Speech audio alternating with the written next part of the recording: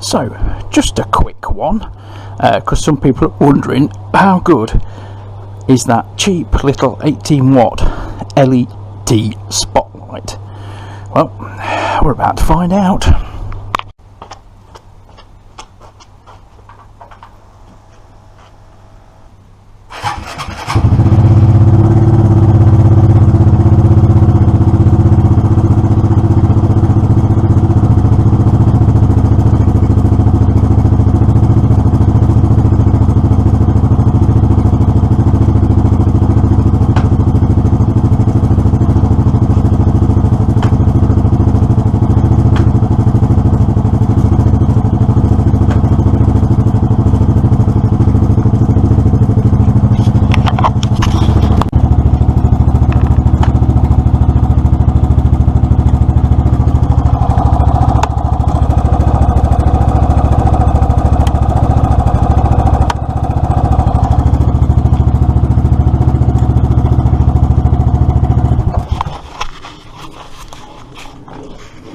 Proven the case.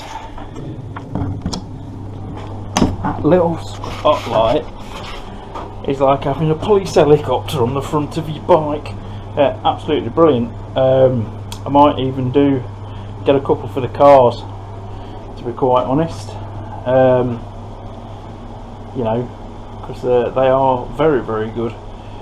I've just got to angle it down a little bit so it doesn't dazzle other motorists. Not that these people in brand new Range Rovers and brand new cars with LED headlights give a shit about blinding everybody, because if you notice, they do blind everybody. Anyway, yeah, that's it then. So the good, fantastic, the work, highly recommend it. Before I say bye, thanks to my new subscribers coming over from Project Nigel and Boaty's World and Mustard and Boaty Do Cars and all that lot. And I thought their impression of me was absolutely spot on. Tits! We love tits!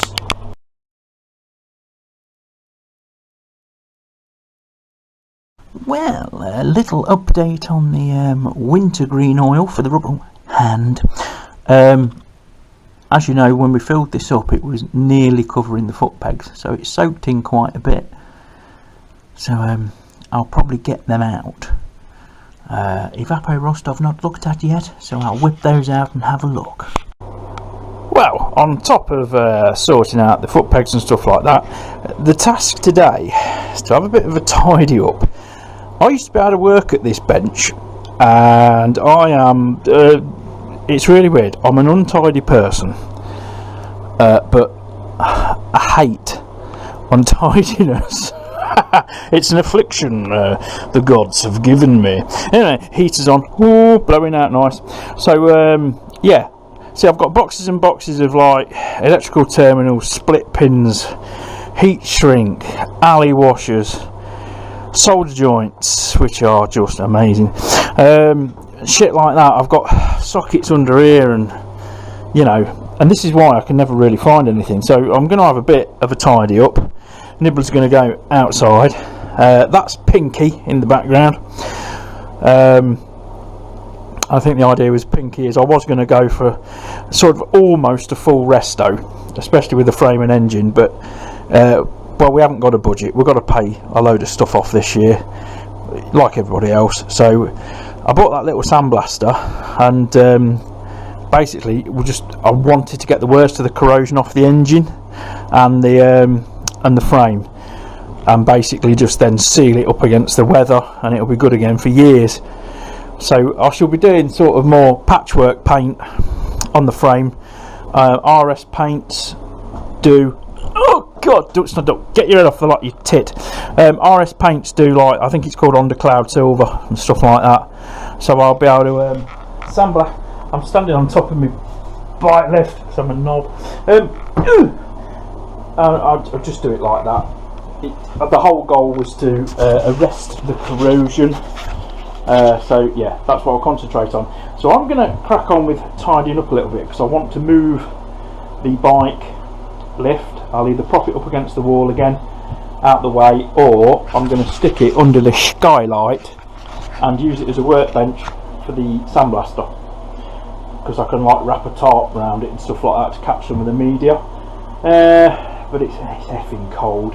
I don't like working in the cold, full stop. I mean, throws me balls off all week at work because the prototypes we're testing at the minute don't have heaters. What fucking genius decided that, I don't know. But it's obviously a dick that doesn't have to drive it for a living and sits in a nice warm office. But there you go. That's the nature of the game, unfortunately. It's not unusual, and it's usual this time of year as well to get a lot of motorbikes in for test, but you know, for the spring and summer releases and stuff like that. But they seem to have gone a little bit dead, so we don't know. But but I guess it's been a funny time for industry as well as us, through trying to get through COVID and stuff like that. And I don't think we'll see any normality for the next couple of years, but hopefully, fingers crossed, this year will be a lot better. I'm a super happy otter because Mrs. Shed has booked us a holiday in our beloved Scotland, so I'm really looking forward to that. That's later in the year, a lot later in the year, but it's yeah, just something to look forward to, something to work towards. And then the rest of the year I'm going to try and pay off some debts, so I'm actually earning for myself and not other people. So yeah, so I'm going to crack on with that after I've whinged at you, which is normal. Yes. The bonus from sort of semi-tidying the desk. I'm getting there. Just sort of organised some shite up there.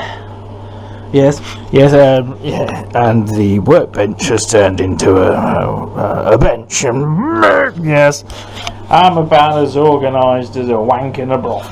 Anyway, on the bench I found a replica toolkit, or actually a genuine toolkit that I got for the GS850. And what I'm going to do is double up on some of the spanners, because this is the toolkit that I got for the Scooty, and I'm just going to double up on some of the spanners and you know, nick the screwdriver and stuff like that, and then I've got an half decent kit for the Scooty.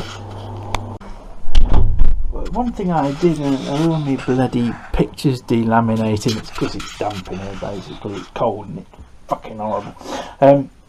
One thing I did notice, I've got a toolkit for the ZX10 as well, when I got the ZX10, and it's a little bit worse for wear, bit of rustage creeping in on the Allen keys, so I'm going to chuck that into my Vapo rust as well. Yes, lovely. Oh, superb. Oh, big part. Feck.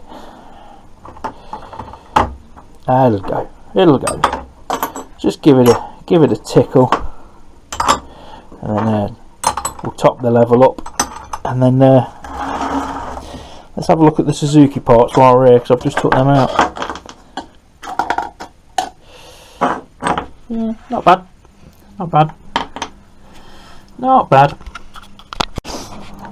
This is the Draper Blaster with the media in.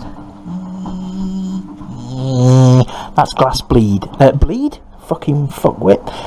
Glass bead. I've not tried it yet, which is unusual.